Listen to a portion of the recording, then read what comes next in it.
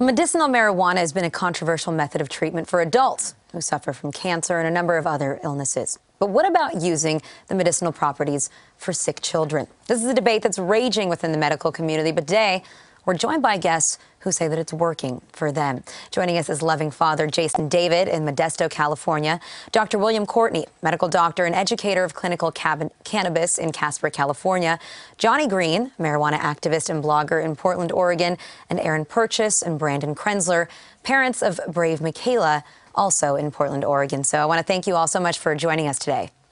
Thank you. Thank you. Thank you. Hello. Now, I want to begin, Michaela, your daughter really has gotten a lot of national attention. And here I've got a piece on the HuffPost parenting vertical.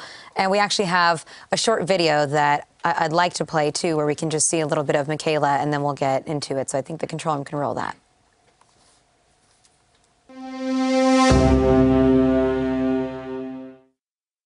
Hi, I'm Brave Michaela. How did you become Brave Michaela instead of just Michaela? What's that all about?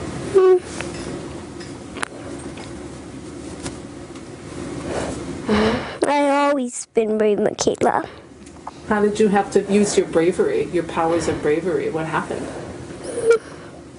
I got cancer. So, Aaron, maybe you can just begin by telling us a little bit about Michaela, about your daughter. She's 7 years old. She has leukemia. And, what is it that made you choose to start treating her with cannabis oil? Well, for me, my decision to use cannabis to treat my daughter's symptoms of chemotherapy was not something I had to do much thinking about, because I am also a medical patient myself to use, and I use it for my own metabolic symptoms that I have from chronic conditions, and I have been benefited so greatly myself that it didn't take much thought behind using it for my daughter. I know how bad pharmaceutical medications can be for the human body and how toxic they are on top of chemotherapy, and I was interested in using the most natural way to treat my daughter as possible, and cannabis is what I saw fit. And, how have you seen that play out in terms of, what effects has it had on her, both positive and negative, if you compare it to other treatments that she was doing as well? Well, Michaela, she's a little different of a case because she got it so early and on. She got it 10 days after diagnosis, so we didn't have a whole lot of time with just chemotherapy, but we have noticed the good effects, as in nausea control. She doesn't take any other pharmaceutical medications to avoid nausea. She has no pain. She's happy. She eats. She hasn't lost weight. And she doesn't take a lot of medications at home, actually, basically none. We control the random nausea she has with ginger candies, hard ginger candies. She doesn't need those other things. Yeah, so... Can you tell us, too, just because I feel like, some people, when they think about medicinal marijuana being used for children, they automatically assume that that you have to smoke it. And then there's going to be a lot of questions that, that rise up out of that. So how is it that you administer it? Absolutely. Michaela does not smoke marijuana, and she knows that that's for grown-ups and it's inappropriate for children in all levels. Michaela takes cannabis oil, a whole extracted cannabis oil, in form of a capsule, and she takes it twice a day, and that's what we have determined best for Michaela to mitigate all of her symptoms. Now, she also, excuse me. Go ahead. We also juice with raw cannabis. We do raw cannabis juicing for her, and once in a while she needs like an extra goodie treat with like brownies with some butter that has cannabis in it, and that will help take care of any symptoms that the oil cannot take care of. And by the way, for those wondering too, in Oregon, it is legal to give medicinal marijuana to children if you get consent from the parent or from a legal guardian too. And, can you just give us a little bit more insight? I mean, this is something that is debated within the medical community. And, what was your experience like with doctors? And from what I understand, this even affected your prior relationship. Yeah, the doctors, I was already familiar with the route and how to go about getting an Oregon medical marijuana card, and my mind was already set, so nothing that a doctor said to me was going to change what I was going to do for my daughter. So I actually didn't speak with them about it prior to getting her card. I feel like generally most medical professionals haven't been too supportive, and I think it would be hard for me to be able to get her certified if they required a more A more rigorous process, perhaps, or more rules. yeah. It's hard to find doctors who are willing to go ahead and sign an authorization, if you will, for an Oregon medical marijuana card, because they have a lot of contracts or things like that from the places they work for that don't allow them to have their personal opinions and let them do that for us. So we were required to go to the THCF and see a doctor that's not a pediatrician.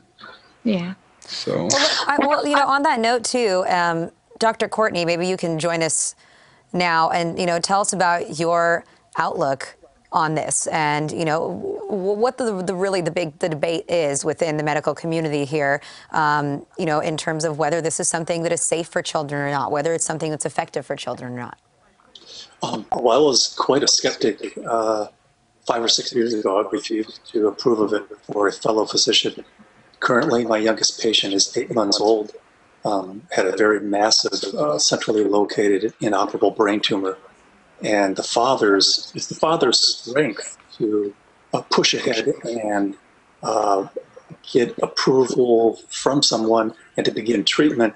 And the father was successfully able to avoid chemotherapy, radiation, and surgery. And within a couple of months, had reduced the tumor by 1%. In 4 months, had reduced it essentially to zero. And this child, because of that, is not going to have the long-term side effects that would come from very high-dose chemotherapy or radiation.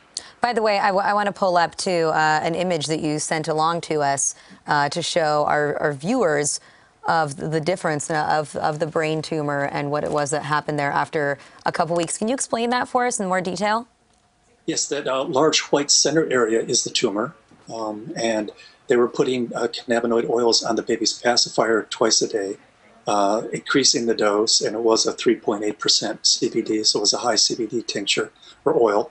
And within 2 months, there was a dramatic reduction, enough that the pediatric oncologist allowed them to go ahead with not pursuing traditional therapy. And within 4 months, you can see that the tumor is essentially gone. And then by 8 months, the normal architecture had resumed. And at this point, the risk of the MRI is so high that they really don't want to do any more MRIs because of the risk of the analysis. So currently, the child's being called a miracle baby.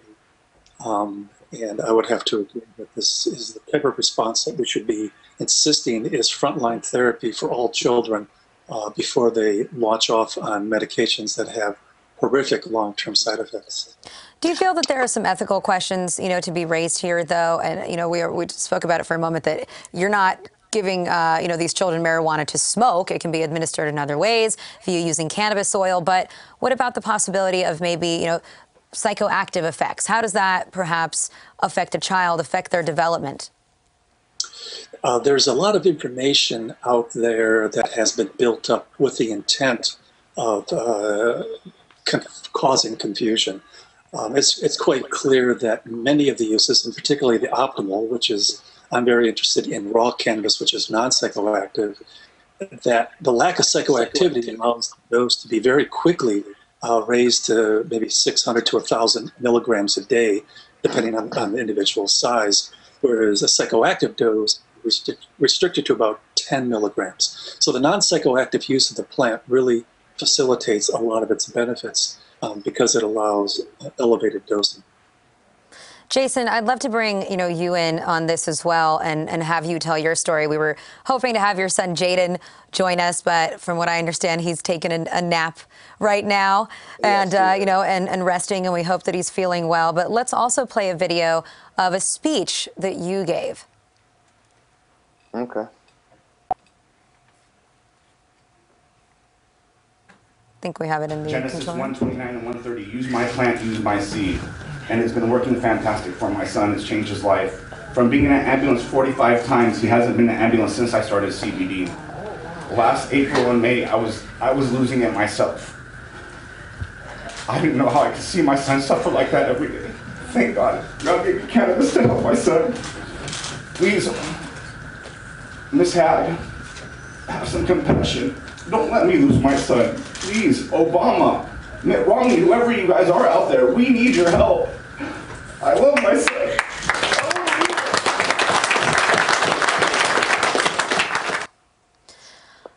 It's a heartbreaking video, Jason. Who is it that you're saying President Obama or Mitt Romney? Who is it that you're really, appealing to there in terms of what is it that you're asking for?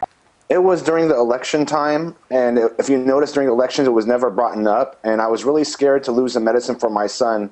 Like, whoever was going to be in office, what are they going to do to help my son out? Everyone had their, I remember back in the day they had, before the elections, they were finding people that had something they needed help with, and I needed help with my son's medicine. No one answered the question. It was always avoided, so that's why I had that speech. And tell us a little bit more about your son. Jaden is 6 years old, and how is it, different from Michaela, or what way do you administer cannabis as part of his treatment? Well, with Jaden, there's a few questions that I wanted to answer. Was when Jaden was born, he didn't have a seizure until he was 4 months old. Christmas morning was his first seizure. He had a seizure every single day for 4.5 years. We tried 12 different medications from around the world, 2 that weren't even FDA approved that our doctors told us about. And we went to Dravet meetings. Dravet organizations were selling us on these medications, saying, these are the magic 3 drugs. These are the magic 3 drugs. And my son just got so much more worse from those drugs. And a lot of people are saying about being high and stuff like that. My son used cannabidiol, so it doesn't get him high. It's non-psychoactive. I use a very high CBD to THC ratio. I give it to him in coconut oil, and it helps him function better. His eye contact's gotten better. He's running, comprehending. He's telling us what he wants now. He couldn't do anything before that. He was lethargic, stuck in a wheelchair sometimes. At school, I go to pick him up, and I'd be crying because I'd see my son stuck in a wheelchair with a Chewy in his mouth, and now I pick him up from school. He's like running around playing and having fun and being a child again. So I've been very blessed seeing my son get better from this. And if people say getting high from the marijuana, well, how about the pharmaceutical drugs we're giving our children? It's just a different high. I would call it a crack high, because it's more like crack cocaine but legal. Because if you look at what they're giving children now, they're giving them methadone, and they're giving them Oxycontin, and they're giving them all these other medications. How about the high on that? And then when you look at today's society out in like real life, don't look at I know politically correct with pharmaceutical, with doctors and stuff like that, but look in the streets. And I look in the streets and I see everyone that's on pharmaceutical drugs, because that's the new epidemic in the streets. They're all weird, and they're cracked out. They're going to jail. They're killing people for drugs. But the people that use marijuana are still alive. They've been smoking for 50 years, 30 years, 40 years. And what's the long-term effect? I see them still doing good.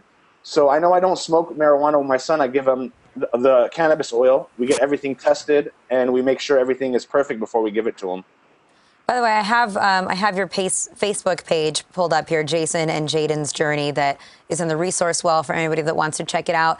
And, my question would be both to you, Jason, and Aaron and Brandon, is what are the reactions that you get from people? Do you feel like there is is there a stigma involved? Does anyone ever tell you that they think that you're doing the wrong thing, that it's not okay, that you're being irresponsible as a parent? I'm a Christian, and I go to a church, and can you imagine, my whole family's been hardcore Christian, against medical marijuana, against marijuana.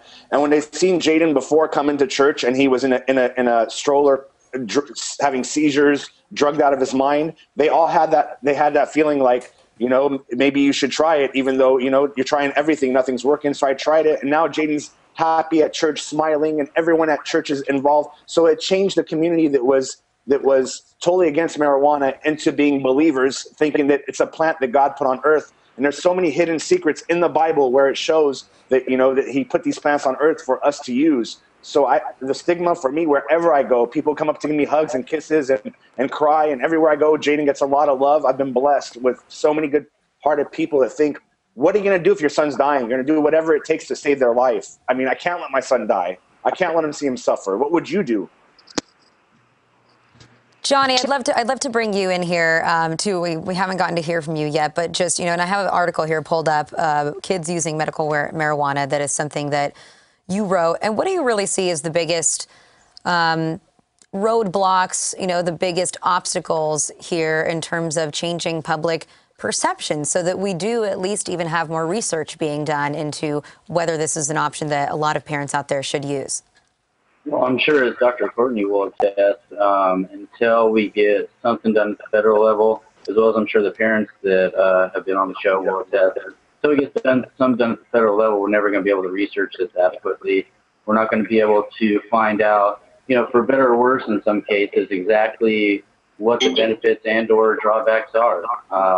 There's also a big public stigma that all the parents that have been on the show will attest to, that whereas people won't even bat an eye giving an over-the-counter drug or a pharmaceutical drug, the first time somebody says something about cannabis, it instantly draws up visions in people's minds about 7-year-olds with bongs hanging out in living rooms, and that's not at all the case. These parents are dealing with very tough situations, and I think that any parent out there would do the same thing for their children, cannabis or otherwise. If they're going to go out and try to find every way that they could help their kid, I don't think anybody should pass judgment on them in any way. If they do, in my opinion, they lack a lot of compassion and just really need to take a step back and put themselves in those parents' shoes. Oh, by the way, I just want to read a few comments that we have from our viewers that are watching right now. And Sharon Ravert really was echoing your statements, Johnny, and said, I'm so proud of these young parents. We must stand up for what is right. What about the children?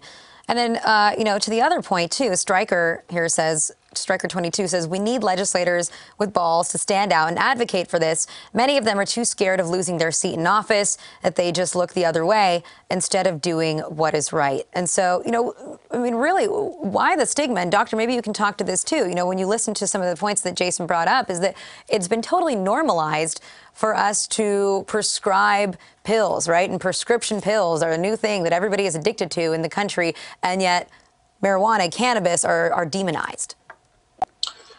I've got another patient who did go through traditional Western medicine, had surgery, chemotherapy, radiation, was sent home on hospice. At that point, began raw cannabis and just the leaf, not even using the bud. That patient is now alive 2 years later. There is no tumor left. The scar tissue has been reabsorbed. The real, in my mind, the crime is to subject our children to drugs with these horrific side effects when we have an alternative that is without known side effect for thousands of years. So we have to come together. We have to stand up. We have to say that this is what we need to try first. If it doesn't work, get the research, move on, look at other alternatives. But what I've seen from this plant and very aggressive cancers is absolutely phenomenal. And we knew this in the 1970s. It was submerged.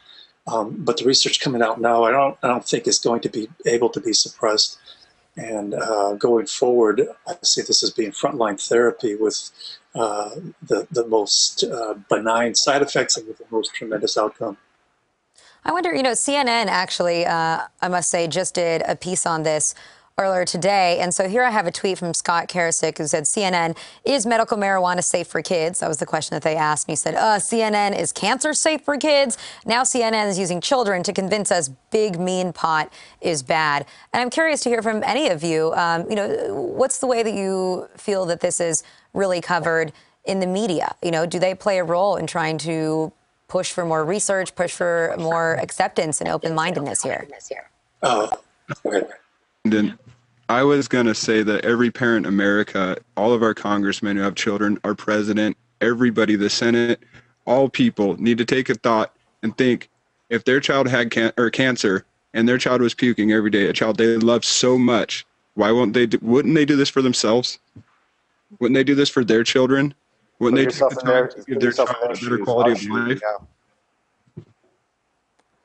Anyone else care to comment on that? I think that's a important question to ask, though, right? Who can argue against that one?